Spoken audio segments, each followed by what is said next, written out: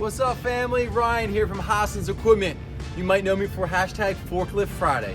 Now, because tacos are taken, we're going to do Tech Tip Tuesdays. I'm here to bring value to you and your team. Look, a couple of my friends out there in the LinkedIn world are providing value to everybody. I want to be part of that. I have a lot of lifts around me. I have a lot of information in my head. Me and my team have relayed so much about how can we improve, bringing service to you and yours to keep you up running. Tech Tip Tuesdays, coming to you every single week from now on. Ring, ring, ring.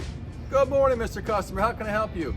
Ryan, my guy's up in the lift and it's not operating from the platform.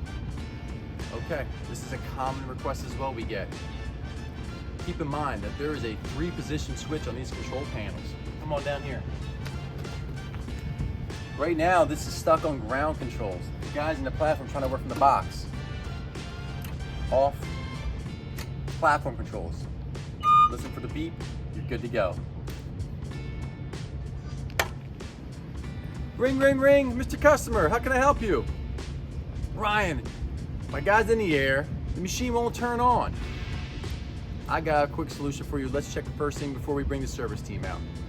What happens is there's actually 2 e-stops on these machines. A lot of times the guys just jump in, pull the e-stop on the control panel, and it doesn't work. They fail to forget that there's 1 ground controls as well.